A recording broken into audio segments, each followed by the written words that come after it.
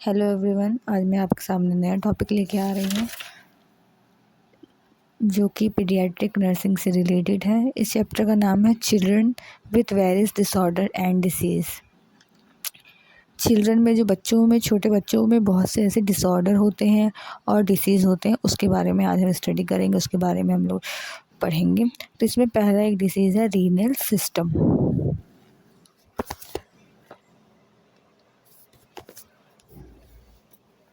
Renal system ये इसमें पहला जो डिसीज़ है नेफ्रोटिक सिंड्रोम।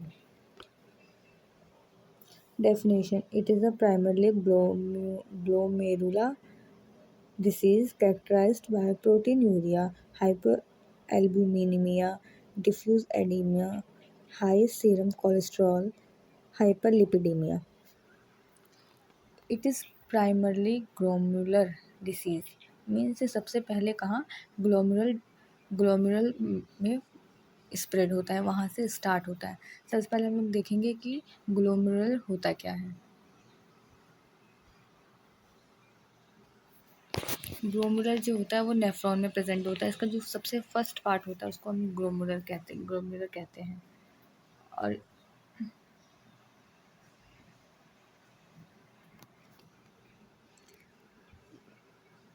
जिससे कि यहाँ देख रहे हैं, जो ग्लोमेरुल का एक छोटा सा पार्ट यहाँ पे बनाया गया है, जो ग्लोमेरुल होता है उसको हम लोग नेटवर्क ऑफ कैपिलरीज कहते हैं। ये जो कैपिलरीज जितनी होती है उसके नेटवर्क होते हैं। हमारी बॉडी में 3 टाइप के ग्लोमेरुल पाए जाते हैं। फर्स्ट है कंटिन्यूअस, सेकंड फेनेस्ट्रेटेड, थर्ड है साइनोसॉइडल। जो कंटिन्यूअस होता है वो कोरल प्लेक्सस में पाया जाता है, और जो कोरल प्लेक्सस होता है वो ब्रेन में प्रेजेंट होता है, और वो वहाँ पे जाके वो ब्रेन में जो CSF प्रेजेंट होता है उसको फिल्टर करता है।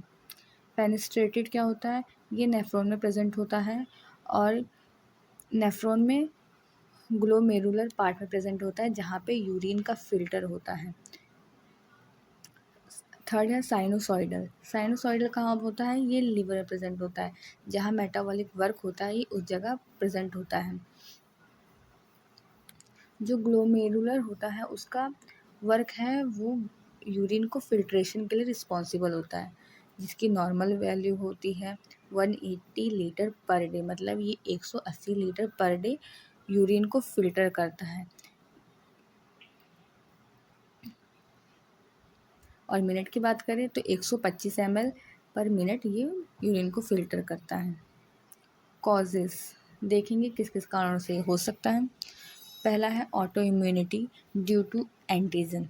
ऑटो इम्यूनिटी में क्या होता है? जो इम्यूनिटी, खुद की जो इम्यूनिटी होती है वो अपने ही सेल को डैमेज करने लगती है, यानी जो एंटीबॉडीज़ होती हैं वो एंटीजन के साथ रिएक्ट करके उसे डैमेज कर देती हैं। सेकेंड है स्ट्रेप्टोकोकल इन्फेक्शन। स्ट्रेप्टोकोकल इन्फेक्शन में क्या होता है? ये बैक्टीरियल इन्फेक्शन होता है, जिसके कारण जो ग्लोमेरुल होती है वो वहाँ पे डैमेज होने के चांसेस ज़्यादा होते हैं। डायबिटीज़ मेलाइटिस में क्या होता है? ब्लड में ग्लूकोज का लेवल जब इंक्रीज़ होता है तो इम्यूनिटी सप्रेस होगी। अगर इफ़ ब्लड में ग्लूकोज का लेवल इंक्रीज़ होगा तो जो इम्यूनिटी होती है वो सप्रेस होती है। इम्यूनिटी जब सप्रेस होगी तो जब ग्लूकोज का लेवल इंक्रीज़ होगा ब्लड में, जिससे जो ग्लोमेरुलर को यूरिन को फिल्टर ज़्यादा करना पड़ेगा। यूरिन को ज़्यादा फिल्टर करना पड़ेगा, जिसके कारण उसके ऊपर प्रेशर पड़ेगा और इससे नेफ्रोटिक सिंड्रोम हो सकता है।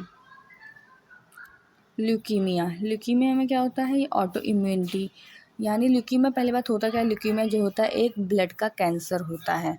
ये भी ऑटो इम्यूनिटी है। इसमें जो सेल की अबनॉर्मल ग्रोथ होती है, इसके कारण ल्यूकीमिया कॉज होता है, और ल्यूकीमिया भी नेफ्रोटिक सिंड्रोम का एक कारण बन सकता है। Cardiac failure, enough not pump and not proper blood. इसमें जब प्रॉपर हार्ट में ब्लड का पंप नहीं हो पाएगा, जिसके कारण कार्डियक फेलियर